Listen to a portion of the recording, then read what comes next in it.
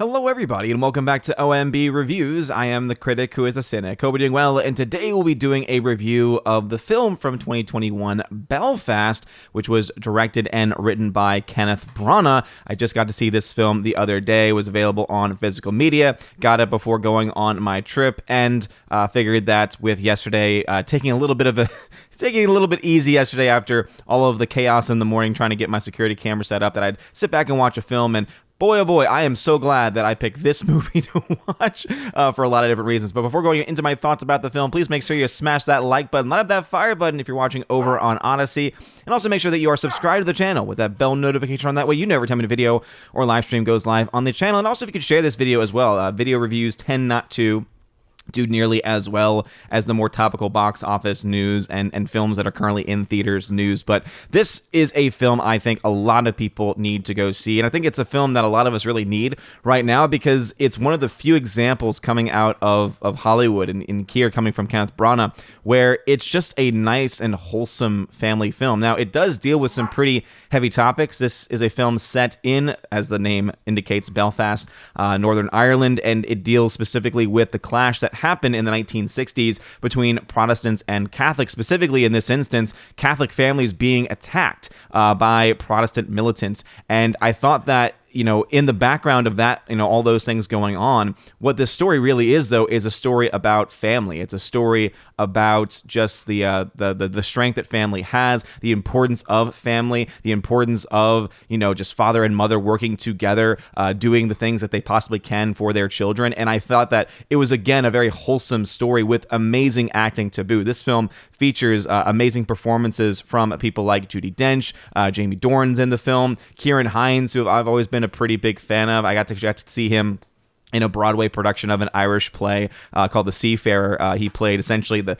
character, the Satan character in that movie, or rather in that play, and did a phenomenal job with it. But also, I will say that among all of these amazing actors, among all of these amazing performers, I think that really the standout to me was Jude Hill, who played the young child in the film, because this kid's got chops. This kid is able to convey so many different emotions. And what I always love about these child performances is that whenever a child especially is able to not just play a child, not just, play what a child at that age is supposed to act like, which to me really isn't acting at all, was able to add different layers and add different basically add some depth to their persona. I always think that it's incredibly impressive, and that's what this kid is able to do in the film. I think that, again, he's really, the star of the film. Everything is really being seen through his eyes a lot of time, and I thought that was just phenomenal there. I think that my favorite part of the actual film itself, other than it just being a nice story with great acting, is I would say the way in which the film is shot. So kudos to Kenneth Branagh, but especially kudos to him working with Harris Zambariakos. Haven't heard of him before. So he hasn't really done a whole lot. So he actually did the cinematography for Thor. He did also the cinematography for Mamma Mia. So a very interesting mixture of things there. But I will say this one just blew me away, because not only do you have the black and white throughout the most of the film, which just looks beautiful. I think everything that they show in the black and white just looks so phenomenal. Everything looked beautiful. Everything looked so crisp. Everything looked so clean. I thought that really added, it was really a kind of a character to the movie itself. But then there's also these really incredible moments in the film where they show you scenes in color. And the way that they do that is amazing. And, we've seen this happen before. I could think back to films like Pleasantville that had these mixtures of color and black and white. But I thought that the way and the kind of the messaging that was put across through this was really important. So you had, especially one example is that you had several scenes where they were watching a movie, and in the theater themselves, right, with the actual people, right, with all the characters in the film, they are all black and white, but what they're watching is in color.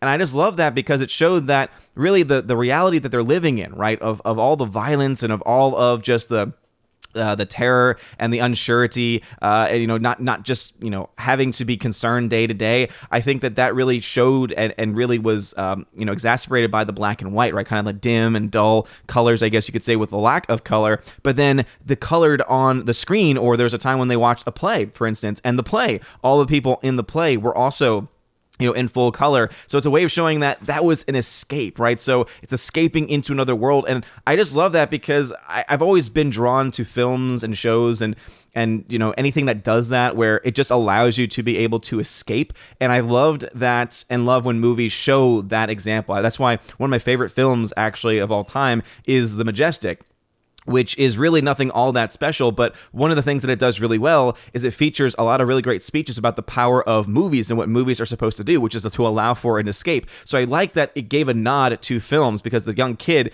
in the movie is a big fan of films, not just in going to the theater to go watch films, but also even on the television that they have at home. You oftentimes see a lot of American films on, and so it's again a way in which he is able to escape into another world. At one point, there's a John Wayne movie up there. The Man Who Shot Liberty Valance is up there. So I just thought that was such a really cool, nice touch to the film, and I thought it was phenomenal because of that very reason. So huge shout out to the way in which it was shot, the cinematography, the colors, the production design, all of that was just there. And Kenneth Branagh, shout out to you. I mean, he did a great job writing this story, writing this play, rather writing the screenplay.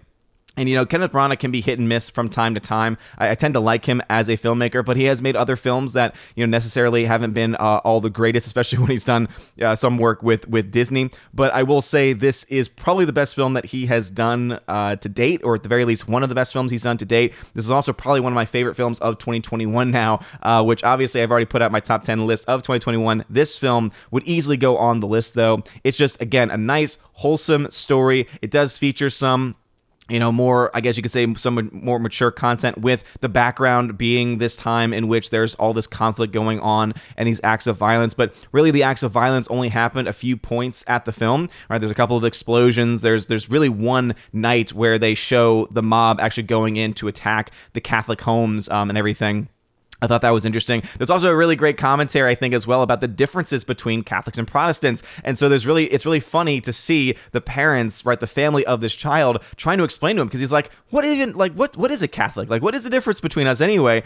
And they talk about things like confession and like, it just, I thought it was very wholesome to see, like, through the eyes of a child and through someone who just doesn't know anything about the differences of faith, to hear him have these things explained to him and everything that goes along with it. And there's this great sequence, what I won't go into because I think you need to experience for yourself, but there's this great sequence where one of the characters says this about Catholicism, and then the very next scene it says, nope, it's also true about Protestantism as well. So it's like a critique of Catholicism, but then immediately it's confirmed to be something with Protestantism. I just love that scene. I thought it was a great sequence of events to show that there are so many similarities that we all have as people of faith, but also too to kind of showcase just how unnecessary the violence is at this time in history, and how the violence is still unnecessary during this time when people are being persecuted or people are being attacked because of their faith background, especially through these different acts of violence. So I thought that this was great. It's a film that does not feature any identity politics whatsoever. Phenomenal for that. No identity politics. It's so refreshing to see that. Really, no politics at all, except for what was an actual reality in Ireland in the 1960s, which is exactly where, any type of messaging should be, because again, any acts of violence are bad on their, on the surface and on their face, especially when someone's being attacked just for their religion.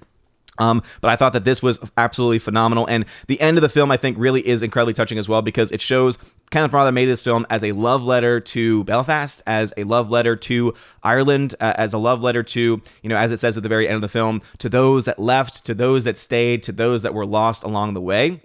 So it was a dedication just to really the people of Ireland who went through this struggle and either stayed and withstood this tension, for those that felt because of the need of their family left.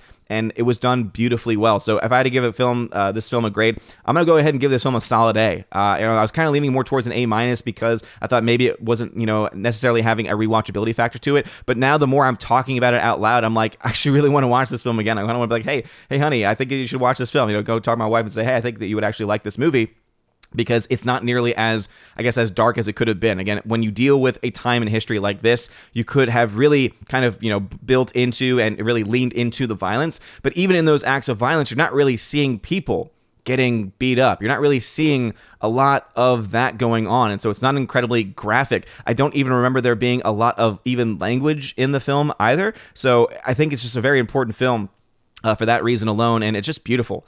So if you are a big fan of movies in general, and if you're a big fan of films that just are nice and without any politics and are just, nice little films to watch, highly recommend Kenneth Branagh's Belfast. So again, a solid A for this film. Have you seen Belfast? Let me know your thoughts about Belfast in the comment section down below. If you like this video, smash that like button, light up that fire button on Odyssey. Y'all are amazing and beautiful people. Hope you all have a wonderful rest of your day, and as always, God bless.